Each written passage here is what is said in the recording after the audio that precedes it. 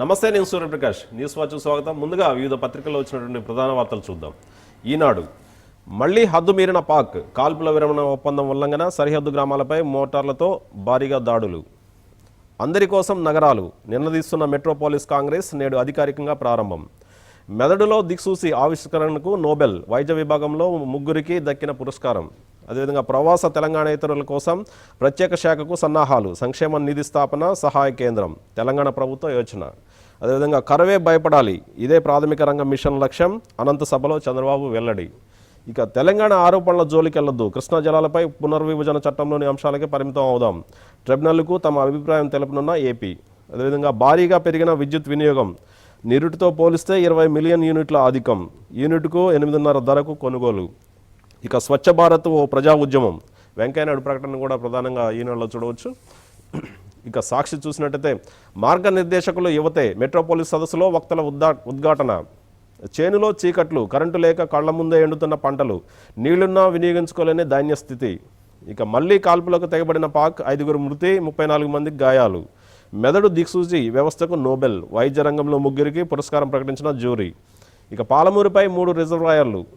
అదేవిధంగా విసు సంస్థ అధినేత సిసి రెడ్డి కన్నుమూత. ఇక రుణాల చెల్లించొద్దు, రైతులకు ఏపీ ముఖ్యమంత్రి చంద్రబాబు సూచన. ఇక కన్న తండ్రే కాలయముడు, ఆత్మహత్యకు ముందే కొడుకులిద్దరిని చంపేసిన ప్రొఫెసర్. ఇది సాక్షిలో ఉన్నటువంటి ప్రధాన వార్తలు చూడవచ్చు.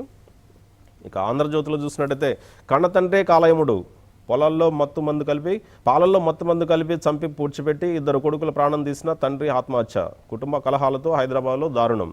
ఇక ఉదయం అలై, రాత్రి లడాయి, ఇది ముఖ్యమంత్రి కేసీఆర్ తీరు అనే ప్రత్యేక కథనాన్ని కూడా చూడవచ్చు. అదేవిధంగా కాంగ్రెస్ వల్లే 40 ఏళ్లలో ఒక విద్యుత్ ఉత్పత్తి కేంద్రం ఏర్పాటు చేయలేదు, తెలంగాణలో మిగులుందని బాబు కేంద్రాన్ని చెప్పారు. కర్ణి ప్రభాకర్ చేసినటువంటి ప్రకటన కూడా చూడవచ్చు. అదేవిధంగా కరువుకు బెదరం, రైతుల అప్పులు కావడని నా భుజంపైకి ఎత్తుకున్నాయి, ఏ రైతు ఇంటి ముందు బ్యాంకు జీపు ఆగదు, సాగును లాభసాటి చేస్తా, కరువుకే భయం పుట్టిస్తా బాబు.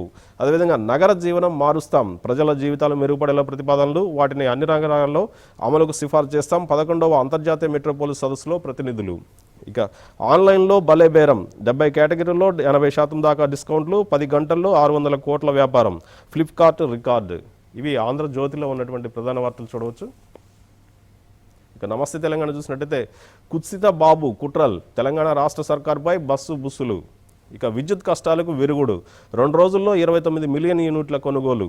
అదేవిధంగా హైదరాబాద్కు అద్భుత భవిష్యత్తు, అభివృద్ధి పదంలో నగరం, వ్యాపార రంగంలో టాప్ 20లో స్థానం. ఇవి నమస్తే తెలంగాణలో ఉన్నటువంటి ప్రధాన వార్తలు చూడవచ్చు. ఇక సూర్య దినపత్రిక చూసినట్టయితే 2వ హరిత విప్లవం రావాలి, మాజీ రాష్ట్రపతి అబ్దుల్ కలాం ఆశాభావం. ఇక భూములు మింగిన రాబర్ట్ వాద్రా డిఎల్ఎఫ్లపై నిప్పులు చెరిగిన ప్రధాని మోడీ. అదేవిధంగా పాక్ కాల్పులు, 5 మృతి, 34 మంది గాయాలు, సైన్యం సిద్ధం, పాకిస్తాన్కు రక్షణ మంత్రి అరుణ్ జైట్లీ హెచ్చరిక, కవ్వింపు చర్యలకు పాల్పడవద్దు రాజ్నాథ్ అని చేసినటువంటి ప్రకటనలు కూడా ప్రధానంగా చూడవచ్చు. అదేవిధంగా పనిచేయని మంత్రులకు ఉద్వాసన, భారీ ప్రక్షాళన దిశగా కేసీఆర్ అడుగులు అనే ప్రత్యేక కథనాన్ని కూడా సూర్య దినపత్రికలు చూడవచ్చు. అదేవిధంగా 3 వైద్యంలో నోబెల్, అదేవిధంగా ప్రత్యేక హోదా ఎవరికి, ఆచితూచి వ్యవహరిస్తున్న కేంద్రం అనే వార్తలను కూడా సూర్య దినపత్రికలు ప్రధానంగా ఉన్నాయి. ఇక డెక్కన్ క్రానికల్ చూసినట్టయితే హైదరాబాద్ మెట్రోపాలిస్ సదస్సు సంబంధించినటువంటి అంశాన్ని కూడా ప్రధాన బ్యానర్ ఐటమ్గా ఇవ్వడం జరిగింది డెక్కన్ క్రానికల్. అదేవిధంగా నిన్న జమ్మూలో జరిగినటువంటి పాకిస్తాన్ కాల్పులు జరిపినటువంటి అంశాన్ని కూడా 8 మంది చనిపోవడం, అదేవిధంగా 28 మంది గాయపడ్డారని చెప్పేసి చేసినటువంటి వార్తను కూడా ప్రధానంగా బ్యానర్ ఐటమ్గా చూడవచ్చు. అదేవిధంగా చంద్రబాబు నాయుడు ఆఫీస్ సెక్రటరియట్లో ఉన్నటువంటి ప్రధాన కార్యాలయం ఏదైతే ఉందో సెక్రటరియట్ ఆఫీస్, అది సౌండ్ ప్రూఫ్గా లేదు, బుల్లెట్ ప్రూఫ్ మాత్రమే అని చెప్పేసి చేసినటువంటి ప్రత్యేక కథనాన్ని కూడా డెక్కన్ క్రానికల్లో చూడవచ్చు. అదేవిధంగా వైద్య రంగంలో 3 నోబెల్ పురస్కారాలు అందినటువంటి అంశాన్ని కూడా డెక్కన్ క్రానికల్లో ప్రధానంగా చూడవచ్చు. ఇక ద హిందూ పత్రిక చూసినట్టయితే నిన్న జమ్మూలో జరిగినటువంటి కాల్పుల సందర్భంగా 5 చనిపోయినటువంటి అంశాన్ని కూడా ప్రధానంగా బ్యాన్ ఐటమ్గా ఇవ్వడం జరిగింది. అదేవిధంగా నెహ్రూ, ఇందిరాగాంధీల జయంతి వేడుకలను ఈ పారిశుద్ధ్య వేడుకలు చైతన్యవంతం చేసేటటువంటి కార్యక్రమంలో ఉపయోగించుకుంటామని చెప్పేసి మోడీ చేసినటువంటి ప్రకటన కూడా ప్రధానంగా బ్యాన్ ఐటమ్గా చూడవచ్చు. ఇక బెంగళూరులో జయలలిత కేసు ఈరోజు విచారణ ఉన్న సందర్భంగా టైట్ సెక్యూరిటీ ఉందని చెప్పేసి ఇచ్చినటువంటి వార్తను కూడా ప్రధానంగా ఇచ్చారు ద హిందూలో. ఇక మెట్రో ఇండియా చూసినట్టయితే నిన్న మోడీ చేసినటువంటి నెహ్రూ అదేవిధంగా ఇందిరాగాంధీ జయంతి వేడుకల సందర్భంగా ఈ పరిశుభ్రత మీద పిల్లలకు అవేర్నెస్ ప్రోగ్రామ్ నిర్వహిస్తాం. ఆ రోజుల్లో నవంబర్ 14, నవంబర్ 19 తేదీల్లో అవేర్నెస్ కార్యక్రమం నిర్వహిస్తామని చెప్పేసి మోడీ చేసినటువంటి ప్రకటన కూడా ప్రధానంగా బ్యానర్ ఐటమ్గా చూడవచ్చు. అదేవిధంగా మెట్రోపోలిస్ సదస్సు సందర్భంగా హైదరాబాద్ సుందరంగా తీర్చిదిద్దినటువంటి అంశాన్ని కూడా మెట్రో ఇండియాలో ప్రధానంగా చూడవచ్చు. అయితే ఈ రోజు వచ్చినటువంటి వార్తలపై విశ్లేషించడానికి మనతో పాటు ప్రముఖ రాజకీయ మనో విశ్లేషకులు సి నరసింహరావు మనతో ఉన్నారు. నమస్కారం అండి సార్. నిన్న నుంచి మెట్రోపోలిస్ సదస్సు స్టార్ట్ అవుతూ ఉంది. ఈ సదస్సు సందర్భంగా హైదరాబాద్కి కావచ్చు, మిగతా నగరాలకు కావచ్చు, ఎలాంటి ప్రయోజనం ఉంటుందంటారు? తప్పకుండా. అంటే దేశంలో ప్రపంచవ్యాప్తంగా ఉన్న 100 మెట్రోపోలిస్ నగరాల నుంచి వచ్చిన ప్రతినిధులు మీట్ అవుతున్నారు. వాళ్ళ అనుభవాలు షేర్ చేసుకోవటం, మనం కూడా మన నగరానికి అనుభవాలు మనకు ఎలా తోడ్పడతాయి, వాటి నుంచి మనం నేర్చుకోవాల్సింది ఏంటి. చాలామంది చెబుతున్నారు మా నగరంలో ఒక 20 నిమిషాల మించి ప్రయాణం ఉండదు, ఎక్కడికి వెళ్ళాలని 20 నిమిషాలు వెళ్ళగలం. నెంబర్ 1. నెంబర్ 2, మా నగరంలో అసలు మురికివాడలు లేవు. ఇంకొకళ్ళు మా నగరంలో అసలు హౌసింగ్ సమస్య లేదు, ప్రతి ఒక్కరికి హౌస్ కేటాయించాం అని చెప్పినప్పుడు మన ప్రయారిటీస్ మనం నిర్ణయించుకోవాలి. మనకేమో ఒకటే మురికివాడలు. మన లాంటి నగరం ప్రపంచ దేశాల్లో మరి ఎక్కడ ఉంటాకి వీల్లేదు, ఉండదు కూడా. అన్ని చోట్ల మురికివాడలు, ఒక చోట నుంచి ఒక చోట ప్రయాణం. మామూలుగా ట్రాఫిక్ లేనప్పుడు చాలా 10 నిమిషాలు వెళ్ళేది, ట్రాఫిక్ ఉంటే గంట సేపు పడుతుంది. అంటే ఆ ట్రాఫిక్ అన్నది చాలా భయంకరంగా ఉంది ఇక్కడ ముందు కదల పరిస్థితిలో. ఈ సమస్యను ఎలా పరిష్కరించాలి? ఇప్పుడు దీనికి రాజకీయాలతో సంబంధం లేదు. వాళ్ళ కొన్ని పద్ధతుల్ని అనుసరిస్తే, శాస్త్రీయ పద్ధతుల్ని, మిగతా దేశాలు అనుసరిస్తున్న పద్ధతులను అనుసరిస్తే ట్రాఫిక్ చాలా ఫ్రీగా సాగిపోయే మార్గం ఉంది. వాళ్ళ యూరోపియన్ కంట్రీస్లో ఎక్కడ సిగ్నల్ లైట్స్ ఉండవు. సిగ్నల్ లైట్ ఉండాల్సిన అవసరం లేదు. ఇక అక్కడ ఎక్కడైతే సిగ్నల్ వస్తుందో, రోడ్డు క్రాస్ వస్తుందో అప్పుడు వాళ్ళు ఫ్లైఓవర్ కట్టేస్తున్నారు. ఫ్లైఓవర్ కట్టేసి ఫ్లైఓవర్ మీద వెళ్ళిపోతాయి. సిగ్నల్ లైట్స్ లేకపోతే వల్ల సగం కాలం కలిసి వస్తుంది. మనం కూడా కొన్ని నూతన పద్ధతుల్ని, ప్రపంచంలో ఉన్న అనుభవాల్ని క్రోడీకరించుకొని మనం కూడా కొత్తగా మన నగరాన్ని ఎలా మెరుగుపరచుకోవాలి, నగర వస్తువులు ఎలా తీర్చిదిద్దుకోవాలని ఆలోచించే చక్కటి అవకాశం వచ్చింది. కానీ ఈ సందర్భంలోనే అక్కడ 144 సెక్షన్ పెట్టడం, అసలు జర్నలిస్టులు అనుమతిస్తాకి జర్నలిస్టులు ఏమైనా అక్కడ ప్రొటెస్ట్ చేస్తారేమో, ఇక్కడున్న కొన్ని ఛానల్స్ మీద నిషేధానికి వ్యతిరేకంగా జర్నలిస్టులు ప్రొటెస్ట్ చేస్తారన్న భయంతో ప్రభుత్వం 144 సెక్షన్ పెడితే 144 సెక్షన్ పెట్టారన్నది కూడా వాళ్ళందరూ కూడా తెలుస్తుంది. వాళ్ళ జర్నలిస్టులు మామూలుగా వాళ్ళ నిరసన తెలియజేయడం కన్నా ఇక్కడ నిషేధాజ్యాలు పెట్టారన్న భావన, ఆ విషయం వాళ్ళు మరింత కలవరపరుస్తుంది. అంటే హైదరాబాద్ నగరంలో నిరంతరం నిషేధాజ్యాలు ఉంటాయి. ప్రపంచంలో ఎక్కడెక్కడి నుంచి వచ్చిన వాళ్ళకు కూడా స్వేచ్ఛగా మాట్లాడడానికి కానీ స్వేచ్ఛగా మిగతా వాళ్ళతో కలుస్తా కానీ స్కోప్ లేకుండా ఉంటుందన్న భావన, అది ప్రభుత్వం యొక్క ప్రతిష్ట మరింత దిగజారుస్తుంది. అందువల్ల వీళ్ళు తక్షణమే ఆ నిషేధాన్ని ఎత్తిసేయాలి, అందరితో కలిసే అవకాశాన్ని వాళ్ళకి కల్పించాలి. అలాగే ఇక్కడ జర్నలిస్టులు అందరూ కూడా తమ నిరసన తెలియజేయనివ్వండి. దానికి ఏముంది, దానికి భయపడుతుంది ప్రభుత్వం. ఎన్నికైన ప్రభుత్వం నిషేధాజ్ఞలు పెడతాం అన్నది చాలా బుద్ధిహీనమైన పని, అది సరైనది కాదు. అంటే ప్రపంచ దేశాల నుంచి ఒక 60 దేశాలు కూడా ప్రతినిధులు కూడా వస్తున్నారు. అంటే ఇలాంటి సదస్సులకు, అంతర్జాతీయ సదస్సులకి గతంలో ఎన్నడూ కూడా 144 సెక్షన్ పెట్టినటువంటి దాఖలాలు లేవు. కానీ ఇప్పుడు పెట్టడం వల్ల హైదరాబాద్ బ్రాండ్ ఇమేజ్ అనేది దెబ్బతింటుంది, దిగజారిపోతుందని చెప్పేసి కొంతమంది ఆరోపణలు చేస్తారు. ఎగ్జాక్ట్లీ అదే చెబుతుంది. ఇప్పుడు జర్నలిస్ట్ యొక్క నిరసన వల్ల బ్రాండ్ ఇమేజ్ దెబ్బతిందో, నిషేధాజ్ఞలు పెడతాం వల్ల దెబ్బతింటుంది. నిషేధాజ్ఞలు పెట్టి వీళ్ళే బ్రాండ్ ఇమేజ్ దిగజార్చుకుంటున్నారు. ఇక్కడ స్వేచ్ఛాయుత వాతావరణం లేదు, ఎవరు స్వేచ్ఛగా సంచరించే వ్యవహారం లేదన్న విషయాన్ని వీళ్ళు ప్రపంచానందరికీ ప్రభుత్వమే తెలియజేస్తుంది. అలా కాకుండా ఎవరో 10 మంది వచ్చి నిరసన చేస్తే వాళ్ళు ఎవరో కొంతమంది అసంతృప్తులు అన్ని చోట్ల ఉంటారు, అన్ని చోట్ల చేస్తున్నారన్న భావన ప్రపంచ దేశాలకు వెళ్తుంది. అలా కాకుండా ప్రభుత్వం నిషేధాజ్ఞలు పెట్టిందంటే వాళ్ళ హాంకాంగ్ ఉంది, హాంకాంగ్లో విపరీతమైన నిరసన ప్రదర్శనలు జరుగుతున్నాయి. దాని గురించి ఆ ప్రభుత్వం సిగ్గుపడట్లా, వాటిని పబ్లిక్గా టీవీలో టెలికాస్ట్ చేస్తున్నారు, అందరికీ తెలుస్తుంది ప్రపంచం అంతా. వాళ్ళ ప్రభుత్వం భయపడక్కర్లా. ఒక 10 మంది జర్నలిస్టులు వచ్చి ప్రొటెస్ట్ చేస్తారేమని భయపడతాంటే అదేం ప్రభుత్వం? ఆ ప్రభుత్వం పట్ల తులన అభిప్రాయం కలుగుతుంది, ఆ ప్రభుత్వం పట్ల తప్పు అభిప్రాయం కలుగుతుంది. అంటే ఈ మెట్రోపోలిస్లో ప్రధానంగా యువతను కూడా భాగస్వాములు చేస్తున్నట్టుగా తెలుస్తూ ఉంది. అంటే వాళ్ళ నుంచి వచ్చినటువంటి అభిప్రాయాలు కావచ్చు, అంటే హ్యాకథాన్ అని చెప్పేసి ఒక పోటీలు నిర్వహించి, అంటే నగరాలకు సంబంధించి వాళ్ళ సమస్యలను ఎలా పరిష్కరించాలో ఏంటనే విషయాన్ని యువత నుంచి తీసుకోవాలని చెప్పేసి అభిప్రాయపడుతున్నట్టు తెలుస్తూ ఉంది. దీన్ని ఎలా చూడొచ్చు? అంటే మన దేశంలో యువత అన్నది ఏకరూపంగా లేదు, అంటే హోమోజీనియస్ కాదు. యువతలో చాలా ప్రతిభావంతులు ఉన్నారు, ఒక ఉన్నత విద్యావంతులు ఉన్నారు, ఏమి చదువుకునే వాళ్ళు ఉన్నారు, జస్ట్ కామన్ సెన్స్తో మాట్లాడే వాళ్ళు ఉన్నారు. ఎవరైనా యువత వాళ్ళ అది చాలా స్పెషలైజ్డ్ వ్యవహారం. మెట్రోపాలిస్ నగరాలను ఎలా నిర్వహించాలని చాలా స్పెషలైజ్డ్ వ్యవహారం. దాంట్లో ఎంతో అనుభవం ఉండి పరిజ్ఞానం ఉన్నవాళ్ళు తప్ప దాని మీద సలహాలు ఇవ్వలేరు. యువత నిజంగా వాళ్ళు ఎవరన్నా యువకులు 10 నగరాలు మెట్రోపాలిస్ నగరాలను సందర్శించి అక్కడ ఉన్న అనుభవాలన్నీ క్రోడీకరించుకుని వాళ్ళు ఏమైనా సలహాలు ఇస్తే అంతవరకు సంతోషం. వాళ్ళంతా వాళ్ళు జస్ట్ కామన్ సెన్స్ ఇస్తారు. కామన్ సెన్స్కి ఒక లిమిటేషన్ ఉంటుంది. ఆ కామన్ సెన్స్ వాళ్ళు యువతే కాదు, వృద్ధులు కూడా ఇవ్వచ్చు, ఎవరైనా ఇవ్వచ్చు. అందువలన ఎవరిచ్చినా కానీ యువత ఇచ్చినా ఎవరిచ్చినా కానీ ఆ సలహాల్ని సరిగ్గా పరిగణలోకి తీసుకోవటం, దాన్ని ఎలా మన నగరాన్ని ఎలా సుందరంగా తీర్చిదిద్దుకుందాం, ఎంత అనువుగా తీర్చిదిద్దుకుందాం, ప్రజలందరికీ ప్రయోజనకరంగా ఎలా తీర్చిదిద్దుకుందాం అన్న భావన ప్రభుత్వానికి ఉంటే ఎవరి సలహాలను స్వీకరిస్తారు. ఇప్పుడు హైదరాబాద్ వేదికగా గతంలో కూడా ప్రపంచ స్థాయి సదస్సులు జరిగాయి. అంటే జీవ వైవిధ్య సదస్సు కావచ్చు, ఇలాంటి సదస్సులు కూడా జరిగాయి. అంటే ఈ సదస్సులకే పరిమితం కావాలంటారు, లేకపోతే అందులో వచ్చినటువంటి సూచనలు కావచ్చు, మార్గదర్శకాలు కావచ్చు, ఇవన్నీ కూడా డెవలప్మెంట్గా ఉపయోగించే అవకాశం ఉంది. సదస్సులు ఎందుకు పెడతారు? ప్రపంచవ్యాప్తంగా ఉన్న సదస్సుని మా నగరంలో పెడితే మా నగరం యొక్క ఖ్యాతిని అందరూ కూడా ఆయా దేశాలకు తీసుకువెళ్తారు, ఆ దేశాల్లో చెబుతారు, మా ఖ్యాతి వ్యాపిస్తుంది ప్రపంచవ్యాప్తంగా అని చెబుతారు. కానీ ఇక్కడ మనం సదస్సు పెట్టి ఆ సదస్సుకు మాత్రమే పరిమితం చేస్తే మన హైదరాబాద్ ఖ్యాతి ఇది, మా హైదరాబాద్ గొప్పతనం ఇది అన్న విషయాన్ని వాళ్ళకి అవగతం చేయలేకపోతే, వాళ్ళు వాళ్ళ దేశాలకు వెళ్ళి హైదరాబాద్ ఇంత అద్భుతమైన నగరం అని చెప్పలేకపోతే అలా పర్పస్ డిఫీట్ అవుతుంది. వాళ్ళ 50 మంది కాదు 60 మంది కాదు ఇక్కడ వచ్చి పెట్టుకోకర్ల వాళ్ళ ఆధునిక సాంకేతిక పరిజ్ఞానంతో ఎవరి ఆఫీసులో వాళ్ళు కూర్చుని ఒక 50 దేశాలతో సంభాషించవచ్చు, వీడియో కాన్ఫరెన్స్ పెట్టుకోవచ్చు, వాళ్ళ అభిప్రాయాలు పంచుకోవచ్చు. అలా కాకుండా వాళ్ళని స్వయంగా రమ్మటానికి, ఎందుకంటే వాళ్ళు వస్తే ఇక్కడ హైదరాబాద్ నగరం అంతా కూడా చూస్తారు, హైదరాబాద్ నగరాన్ని గురించి వాళ్ళ మంచి అభిప్రాయాన్ని సదభిప్రాయాన్ని ప్రపంచంతో మోసుకెళ్తారన్న భావంతో రమ్మని మళ్ళీ వాళ్ళని ఒక గాజు తలుపుల లోపల బంధించి వాళ్ళకి అసలు స్వేచ్ఛాయుత వాతావరణం లేకుండా నిషేధాజ్ఞ పెడితే దానివల్ల ప్రయోజనం ఆశించిన ప్రయోజనం కూడా కలగదు. ఇప్పుడు హైదరాబాద్ చూసినట్టయితే అనేక సమస్యలతో ఇబ్బందులు పడుతూ ఉంది. ట్రాఫిక్ సమస్య కావచ్చు, వాటర్ కావచ్చు, అంటే ఈ స్లమ్ ఏరియాస్ కూడా ఎక్కువగా ఉన్నటువంటి ప్రాంతంగా చెప్తా ఉన్నారు. ఈ సమస్యలన్నిటికీ పరిష్కారంగా అంటే ఎలాంటి చర్యలు తీసుకుంటే బాగుంటుందంటే ఈ సమస్యలు ఇప్పుడు ప్రపంచంలో 2 రకాల నగరాలు ఉన్నాయి. ఒకటేమో ప్లాన్డ్ సిటీస్. ప్లాన్డ్ సిటీస్ అంటే ప్రతిదీ కూడా రోడ్డు ఇలా ఉండాలి, ఇక్కడ ఇల్లు ఇలా ఉండాలి. సింగపూర్ ఒక ప్లాన్డ్ సిటీ, హాంకాంగ్ ఒక ప్లాన్డ్ సిటీ, చైనాలో ఉన్న అనేక సిటీస్ ప్లాన్డ్ సిటీస్, ఇవో అన్ప్లాన్డ్ సిటీస్. ఈ సిటీ 400 ఏళ్ళ నుండి డెవలప్ అయింది. డెవలప్ అయ్యాక మురికివాడు ఉంటుంది, పక్కనే పెద్ద భవంతి ఉంటుంది, పక్కనే అసలు భూమి లేని నివాసితులు ఉంటారు, ఇల్లు లేని వాళ్ళు ఉంటారు. అట్లా రకరకాలుగా ఉన్న చోట దీంట్లో ఒక యూనిఫామిటీ తీసుకొస్తాం. ఇలా ప్లాంట్ సిటీ కాకుండా ఉన్న చోట ఇది ప్లాంట్ సిటీ కాదు.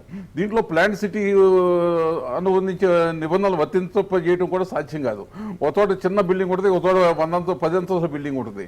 ఆ రెండింటిని ఎలా సమన్వయపరచాలి, ఇక్కడ ప్లాంట్ సిటీ కాదని తెలిసి దీన్ని ఎలా డెవలప్ చేయాలి అన్నది వాళ్ళ పెద్ద సమస్య, హైదరాబాద్కు ఉన్న పెద్ద సమస్య. ఇప్పుడు మరొక అంశం చూసినట్టయితే తెలంగాణ రాష్ట్రంలో ముఖ్యంగా కరెంటు కోతలు తీవ్ర ఇబ్బందులు పడుతున్నటువంటి పరిస్థితులు మనం చూస్తూ ఉన్నాం.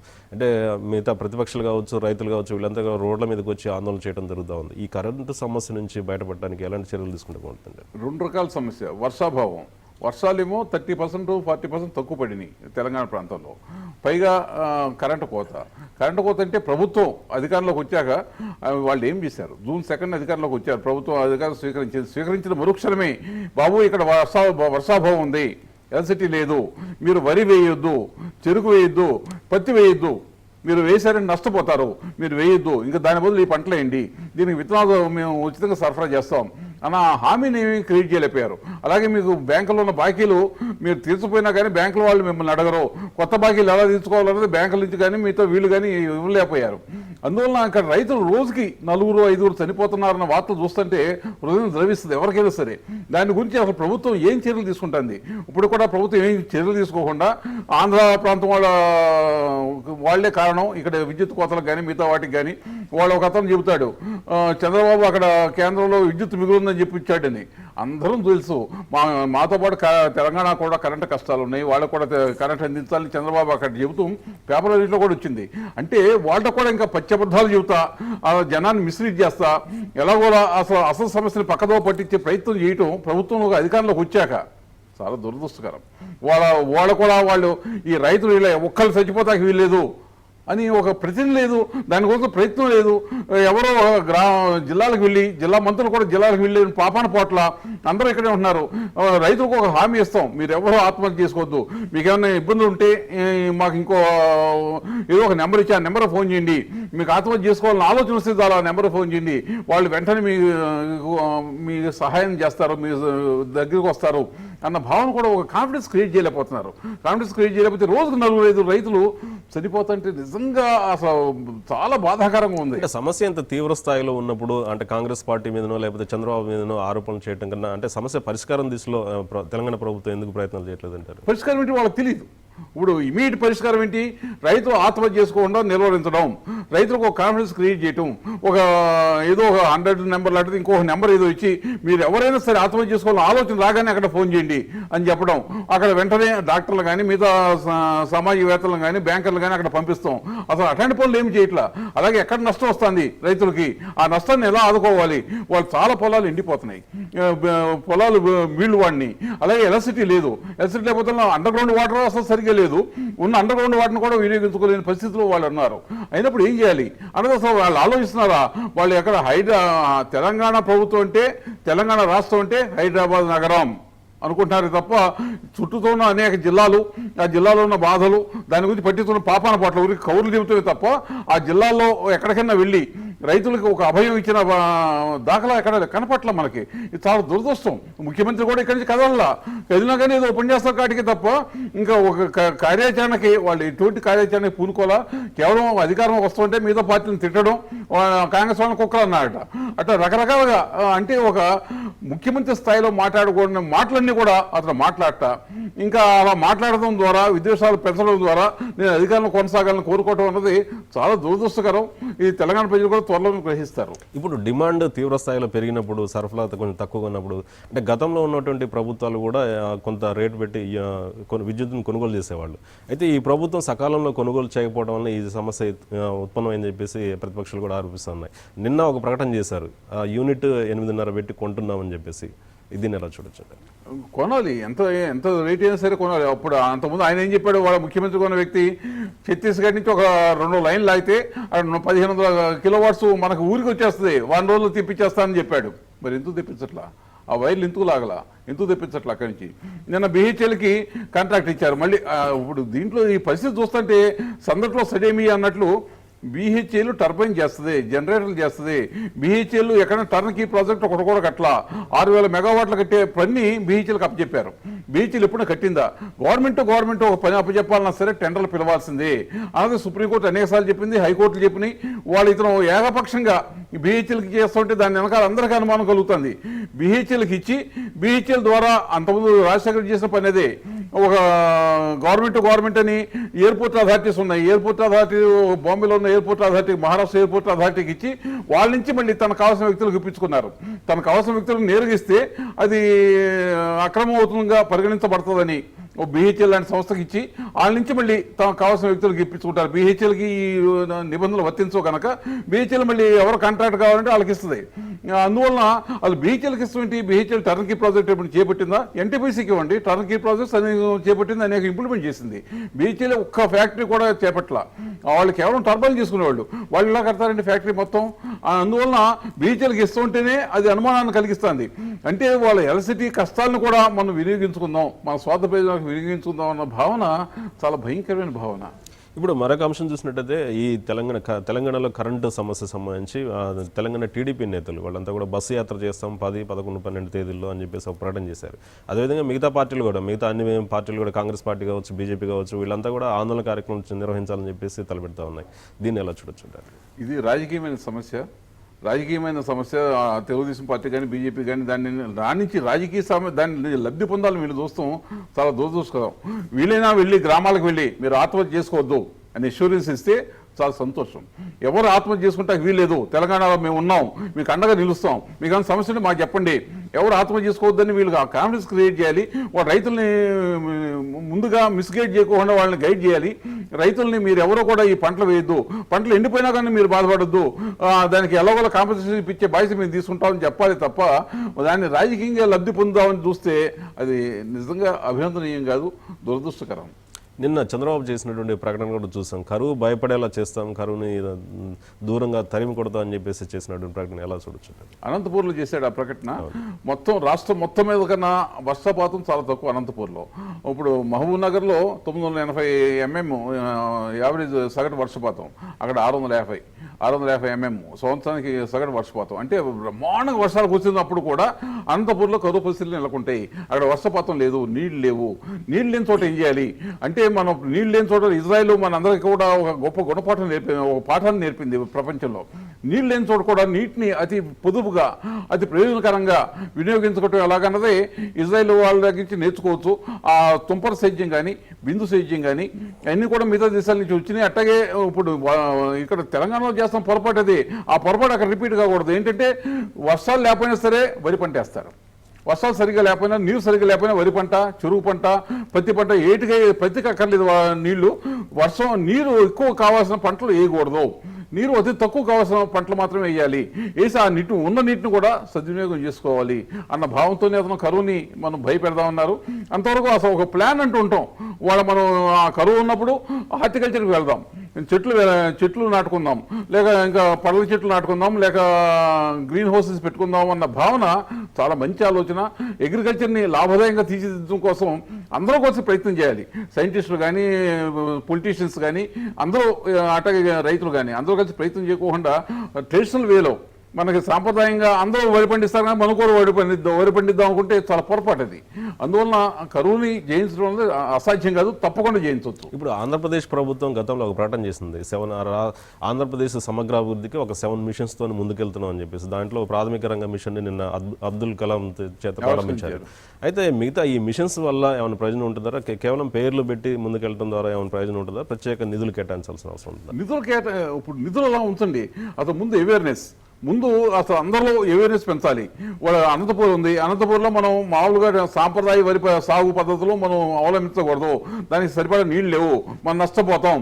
అలాగే వేరుశెనగ వేస్తున్నారు, వేరుశెనగకి నీళ్ళు లేక ఎన్నో ఎండిపోతున్నాయి. అలాంటి పద్ధతుల్లో అవలంబించుకోకుండా కొత్త సాగు విధానాలు ఏమున్నాయి అన్న వైపు అందరి దృష్టి మరుస్తూ అంటే ముందు మిషన్ యొక్క కార్యక్రమాలు ఏంటంటే ప్రతి చోట కూడా అవేర్నెస్ బిల్డప్ చేయటం, కొత్త ఆలోచనలు ప్రవేశపెట్టడం, కొత్త ఆలోచనలు అందరికీ అవగతం చేయటం అవి చాలా ముఖ్యం. కొత్త ఆలోచనలు వస్తే కొత్త రకంగా ప్రజలు కూడా ఆలోచిస్తూ మొదలెడితే ఏ సమస్యనైనా అసలు సమస్య అంటేనే ఖచ్చితంగా దాని పరిష్కారం ఉంటుంది. పరిష్కారం లేని సమస్య ప్రపంచంలో ఒక్కడంటే ఒక్కటి కూడా ఉండదు. ఆ పరిష్కారం ఏంటన్నదే తెలియదు, చాలామంది తెలియదు. అయినప్పుడు ఆ పరిష్కారం సూచించడమే ప్రభుత్వం యొక్క విధి, అలాగే శాస్త్రవేత్తల విధి, అలాగే తెలిసిన వాళ్ళ ఎక్స్పర్ట్స్ యొక్క విధి. ఇప్పుడు ఆంధ్రప్రదేశ్లో 3 మెగా సిటీలు చేస్తామంటున్నారు. వైజాగ్, అదేవిధంగా విజయవాడ, తిరుపతి, అదేవిధంగా 14 స్మార్ట్ సిటీలను కూడా ఏర్పాటు చేస్తామంటున్నారు. దీన్ని ఎలా చూడొచ్చు? మెగా సిటీలు ప్రపంచవ్యాప్తంగా, మెగా సిటీలు మానవ నిర్మితమైన మెగా సిటీలు ప్రపంచవ్యాప్తంగా ఒకటంటే ఒకటి కూడా లేదు. ఇంగ్లాండ్ ప్రపంచానంతా పరిపాలించిన ఇంగ్లాండ్ లండన్ తప్ప మరో నగరాన్ని కట్టలేకపోయింది. అలాగే జపాన్ ఓ సంపన్న దేశం, అత్యంత సంపన్న దేశం, టోక్యో తప్ప మరో మహానగరం లేదు అక్కడ. అలాగే చైనాలో 3 నగరాలే ఉన్నాయి, పింగు, షాంఘై, పెకింగు, షాంజన్. 3 నగరాలు తప్ప అమెరికాలో 4 నగరాలే ఉన్నాయి. ఎక్కడైనా మానవ నిర్మితమైన నగరం గత 100 ఏళ్ళ కట్టిన సందర్భం ప్రపంచవ్యాప్తంగా ఎక్కడ ఉందా? లేనే లేదు. దేశాలు కట్టలేకపోతున్నాయి, రాష్ట్రాలు ఎక్కడ కడతాయి? ఒక మహానగరం అనేది ప్రజలు చరిత్ర కలిసి నిర్మించాలి. దానికి 100 ఏళ్ళు పట్టచ్చు, 200 ఏళ్ళు పట్టచ్చు, 300 ఏళ్ళు పట్టచ్చు.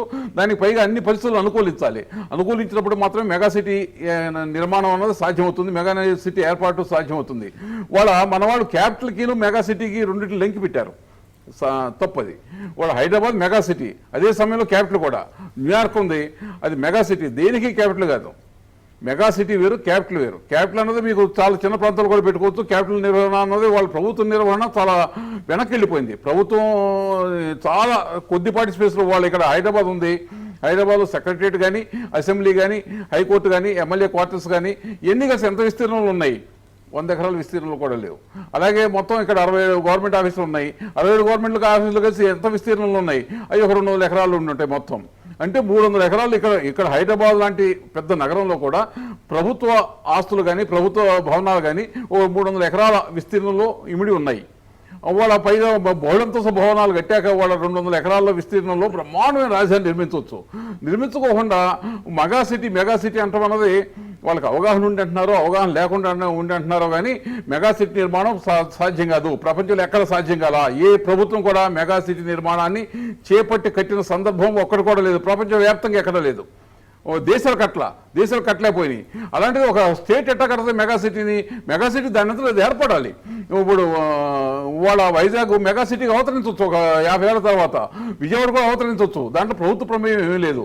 ప్రభుత్వం అడ్డంకులు కల్పించుకొని ఉంటే మెగా సిటీలు దాని అంతా రావచ్చు, రాకపోవచ్చు కూడా. అందువల్ల మెగా సిటీకి ప్లాన్ చేయటం, మెగా సిటీ మేము నిర్మిస్తానంటాం, అది సాధ్యం కాదు. మరొక అంశం చూసినట్టయితే తెలంగాణలో తెలంగాణేతరుల కోసం అని చెప్పేసి ప్రత్యేక శాఖను ఏర్పాటు చేయాలన్న ప్రతిపాదన కూడా చేస్తున్నట్టుగా తెలుస్తూ ఉంది. ఇది ఎంతవరకు సాధ్యాలు ఎలా ఉంటాయి అంటారు? అదే చూడాలి. ఇప్పుడు వాళ్ళకి ప్రత్యేక శాఖ ఏర్పాటు చేస్తాం, వాళ్ళకి సౌకర్యాలు కలిగిస్తూ ప్రవాస తెలంగాణీయులు 3 రకాలు 4 రకాలుగా ఉంటారు. అక్కడికి వెళ్ళి ఇండస్ట్రీస్ పెట్టి బాగా సంపాదించిన వాళ్ళు, లేక ఉద్యోగాలు చేసేవాళ్ళు, లేక పొట్ట చేత్తో పట్టుకెళ్ళిన వాళ్ళు. పొట్ట చేత్తో పట్టుకెళ్ళిన వాళ్ళకి ప్రభుత్వం ఎప్పుడు అండదండలు అందించాలి. అక్కడ పెద్ద పెద్ద పెట్టుబడులు పెట్టి పెద్దగా సంపాదించిన ఇండస్ట్రీస్లో వాళ్ళు ఉంటే వాళ్ళు మరి తీసుకొస్తాకి వాళ్ళు ఆంధ్ర ఇక్కడ ఇండస్ట్రీస్ పెట్టేలాగా వాళ్ళు ప్రోత్సహించడానికి ప్రత్యేక చర్యలు తీసుకోవాలి. మోడీ చెప్పాడు, మన ప్రవాస భారతీయులే మన దేశంలో పెట్టుబడి పెడతా రానప్పుడు విదేశీయులు ఎట్టా వస్తారని. ప్రవాస భారతీయులు ముందు ఇండియా వచ్చి ఇక్కడ పెట్టుబడి పెడతాక వాళ్ళు సిద్ధమైతే అప్పుడు మాత్రమే విదేశీయులు కూడా వస్తాక ఆస్కారం ఉంటుందని మోడీ చెప్పాడు. అలాగే తెలంగాణలో కూడా వాళ్ళు ఇక్కడ నుంచి ప్రవాస తెలంగాణీయులు ఎవరైనా ఉంటే వాళ్ళు అక్కడ పెద్ద ఇండస్ట్రీస్ పెట్టుంటే వాళ్ళు ఇక్కడ రావాలి, డబ్బు సంపాదించుకున్న వాళ్ళు ఇక్కడికి వచ్చి వాళ్ళు ఇండస్ట్రీస్ పెడతాక ముందు సిద్ధమైతే అప్పుడు విదేశీయులు కానీ ఇతరులు కూడా ఆకర్షించబడతారు. వాళ్ళే రాకపోతే ఇంకెవరు వస్తారు అసలు? అంటే కేరళ, పంజాబ్లో ఇలాంటి సిస్టమ్ ఉంది, దాన్ని అమలు చేస్తామని చెప్పేసి ప్రపోజల్ చేసినట్టు తెలుస్తా ఉంది. కేరళ, పంజాబ్కి ఒకటే సిస్టమ్. ఏంటంటే అక్కడి నుంచి వెళ్ళి వాళ్ళు ఉద్యోగాలు కానీ చిన్న చిన్న వ్యాపారాలు చేసి ఇక్కడ రిమిట్ చేస్తూ ఉంటారు. రిమిట్ చేస్తుంటే వాళ్ళకి ఎటువంటి ఇబ్బందులు లేకుండా పంజాబ్లో కానీ మిగతా చోట్ల గుజరాత్లో కానీ పట్టేస్తున్నాయి. వాళ్ళు మోటార్స్ అని అమెరికాలో మోటార్స్ అని వాళ్ళే. అలాగే ఇక్కడ కేరళలో గల్ఫ్ దేశాల్లో ఉన్న వాళ్ళంతా కూడా నర్సు ఉద్యోగం దగ్గర నుంచి మిగతా అన్ని ఉద్యోగాలు వాళ్ళే. వాళ్ళు అక్కడ డబ్బు మిగుల్చుకోకుండా అక్కడ నివాసం ఉందాం, స్థిరంగా స్థిరపడదాం అన్న ఆలోచన లేకుండా వాళ్ళు ఎప్పటికప్పుడు డబ్బు ఇక్కడ వెనక్కి పంపిస్తుంటారు. తెలంగాణలో మరీ పేద ప్రజలు అక్కడికి వెళ్ళారు, పొట్ట చిత్తో పట్టుకుని వెళ్ళారు. వాళ్ళ జీవనం దుర్భరం అవుతుంది. వాళ్ళు వెనక్కి డబ్బు పంపించే స్కోప్ కూడా లేదు. ఏదైనా వాళ్ళ ఇక్కడ మన ప్రజలు కనుక వాళ్ళకి అన్ని సౌకర్యాలు కలిగించడం, వాళ్ళతో మనం అనుసంధానం ఏర్పరచుకోవడం అనేది చాలా ఆహ్వానించదగ్గ పరిణామం. థ్యాంక్ యూ నరసింహరావు గారు. ఇదండి ఇవాళ వివిధ పత్రికల్లో వచ్చినటువంటి వార్తలపై విశ్లేషణ కార్యక్రమం న్యూస్ వాచ్. నెక్స్ట్ 8 గంటల బులెటిన్ మురళి అందిస్తారు. Stay tune.